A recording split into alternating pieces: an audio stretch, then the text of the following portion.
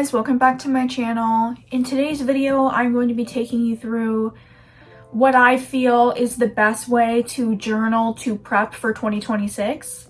I'm making this video because in the summer when I did my journal ecosystem video, a lot of people seem to like that.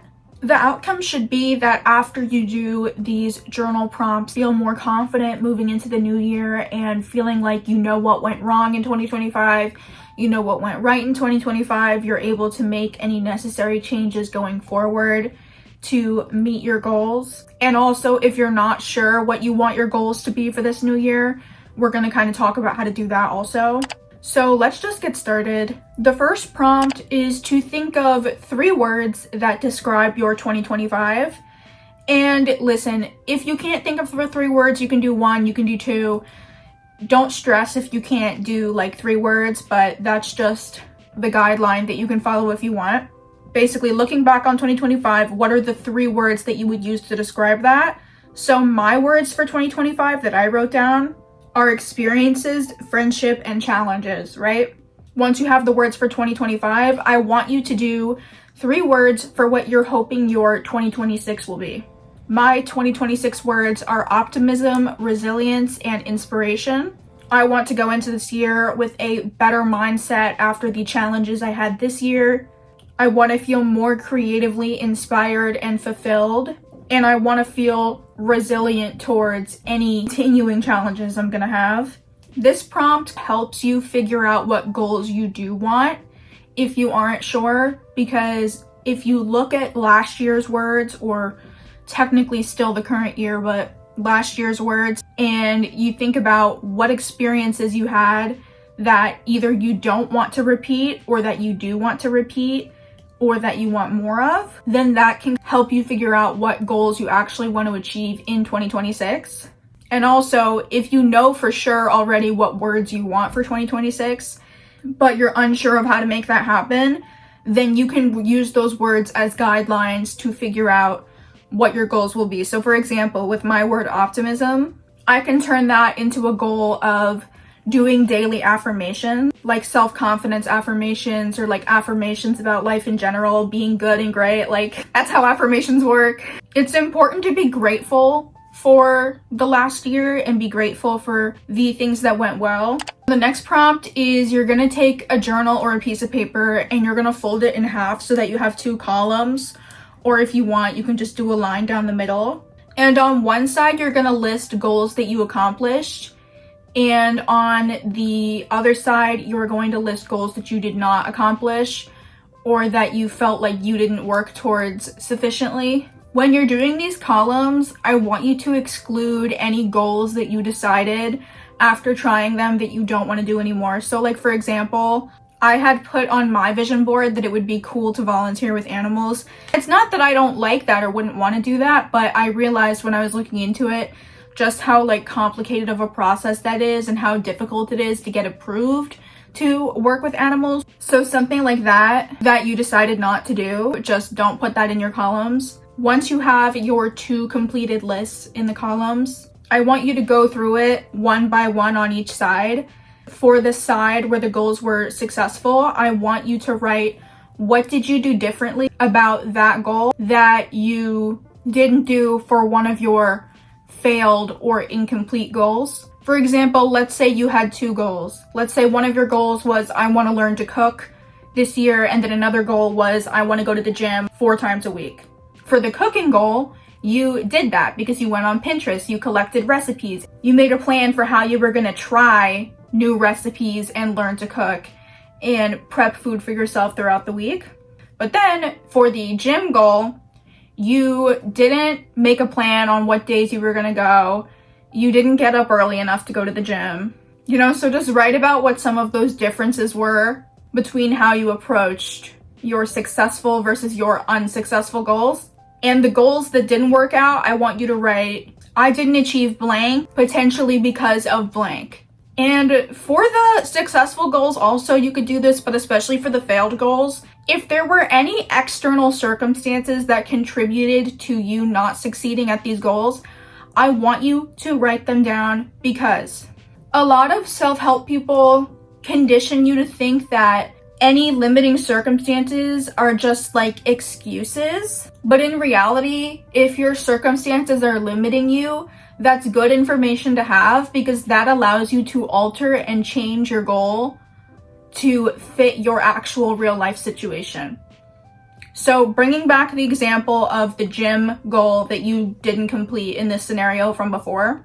Let's say you have a night shift job and you're working long hours in the middle of the night / early morning. That's probably a big contributor as to why you didn't go to the gym. If you acknowledge that and realize that, instead of writing again for 2026, I want to go to the gym 4 times a week, you're going to realize that that's never going to work out for you with this current job you have. And maybe you can rewrite that goal to be, I'm going to do a home workout 4 times a week. So we're moving the goalpost to be something that we can actually achieve. And that's why the third prompt is, how can you set more reasonable goals for 2026? You're going to take that information that you just gleaned from what went right, what went wrong, what you achieved, what you didn't achieve, and you're going to use that to write like a couple paragraphs about how can I set more reasonable goals for 2026? Like, oh, well, I know that I can't do XYZ on the weekend like I had initially said because it's hard to get time off from my job. So I'm not going to center my goal around practicing on the weekend or whatever. Once you've completed those prompts, you have a good foundation to work off of to then actually make like your vision board and stuff like that. I'm not going to go over vision boarding in this video because vision boarding is sort of like a separate thing, and there's lots of videos out there about how to do that. Another thing I want to suggest, and this is obviously not sponsored, but I have the Best Year Journal by Intelligent Change, and I haven't completed it yet, but it has a lot of like useful prompts in there also if you want to go beyond the stuff that I gave and I talked about. And towards the end, which I haven't gotten to this part yet, it has pages where you can list your goal and like potential action steps, when you want to accomplish the goal by, what could help you achieve the goal. So this is also great if you're looking to get more in depth with like specific goals. Not everybody needs to have super specific externally based goals, which is also something I want to talk about in this video, because a lot of the vision boards that I see people do, and I myself have also done this in the past, are very focused on like results. I put on my board, I want to get 1,000 YouTube subscribers, which I don't think that's a bad thing to put on your board, but I obviously did not do that. As you can tell, that did not come to pass. But the thing about putting goals like that on your vision board is that you can take actions to try to make that happen, but you ultimately cannot control the result that you're going to get out of it. I'm not saying it's bad to put some results-oriented stuff on your vision board, but I'm saying, 1, you don't have to. 2, you don't want to put only results-oriented stuff on your vision board, or just as a part of your goals in general. Because if you're somebody who's going to get discouraged, if at the end of the year you have a bunch of results that you wanted that you didn't achieve, despite you taking all the action that you personally could take, that's just going to leave you feeling like negative. I just got interrupted, so I don't remember what exact sentence I was just on. In summary, yeah, if you're somebody who's going to get really discouraged by seeing those results that you didn't get, rather than celebrating yourself for the actions you did take, I would recommend not putting any results-oriented goals on your vision board. Obviously, it's going to change from year to year based on how you're feeling, how things are going, but don't be afraid to like be flexible and change things in order to fit your current reality. A lot of the results-oriented goals that I had on my 2025 vision board, instead of rewriting them the same way for 2026, I'm making it more of an inward-focused goal. So instead of just 1,000 YouTube subscribers, I'm putting that I want to be consistent with my channel, but also I want to make content that I think is valuable and that inspires me and that I like, more than focusing on just what I think other people want.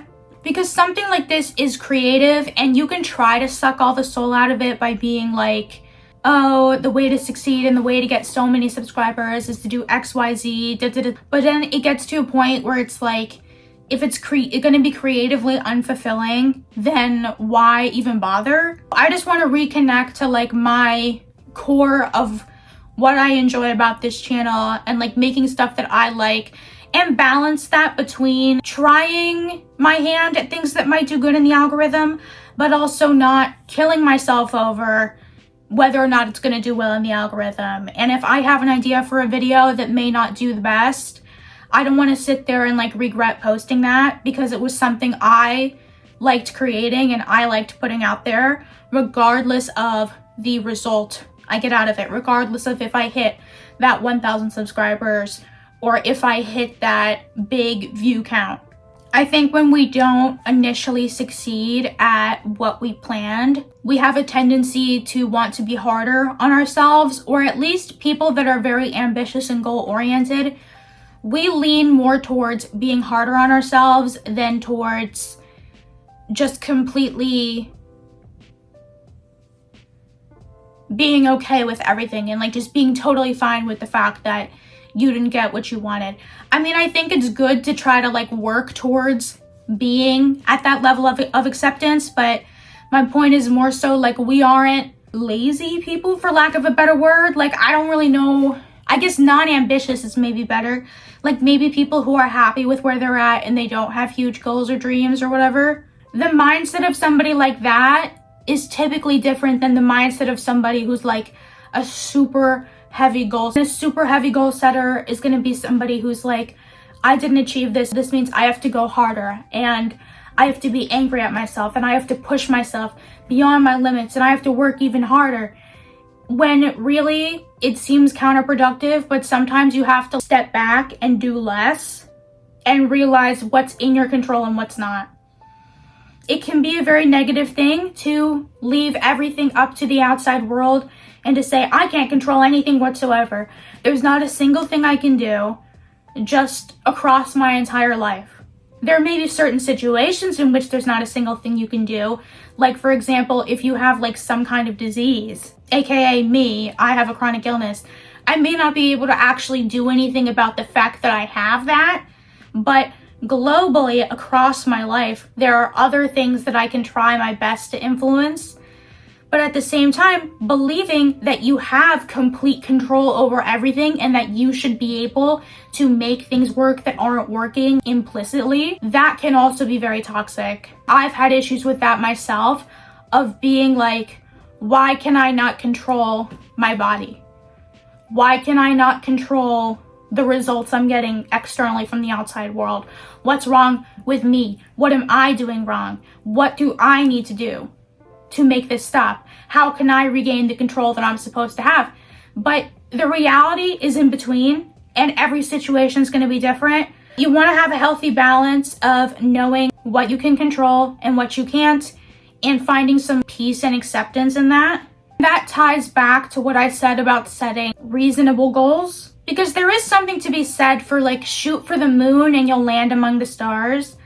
But sometimes we just want to shoot for the stars and we just want to hit that mark because we've had a rough time, or we've had a rough go, or we're tired, or we need more of a break. You don't always have to be making the biggest leap from where you are. That can also be what disconnects people from concepts like vision boarding and like manifestation. I have a video on my channel about what I think people get wrong about manifestation. So if you want to watch that, I will link it in the card or above or whatever. It should pop up. But it's because people are sitting there unemployed. They're doing everything they can to get a job, which I've had several friends in this situation. They're doing everything they can to get a job. Nobody's answering them. Everybody's ghosting them.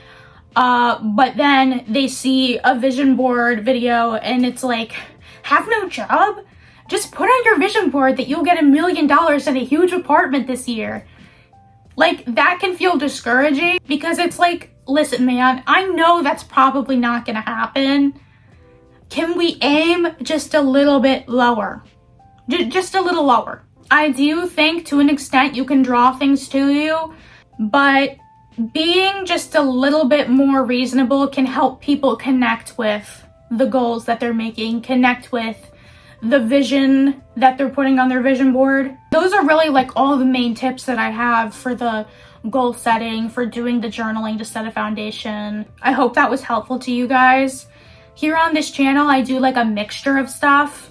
I do more so like lifestyle content mixed with a little bit of self-help and spirituality. And within that lifestyle niche, I like to show off a lot of my room and like my collections and stuff like that. But I do also like talking about more serious, I don't know if I'd call this serious, but more like intellectual topics maybe. I don't really know how I would like categorize that, but if that's something that you're interested in, please subscribe and help me reach my goal of 1,000 subscribers that I still have. I don't have a year deadline on it now because I've decided to like step back, but you can help me reach my goal of 1,000 subscribers by hitting the subscribe button and also leaving a like. Comment a sun emoji down below if you are ready to take on the new year, and I will see you in the next video. Bye.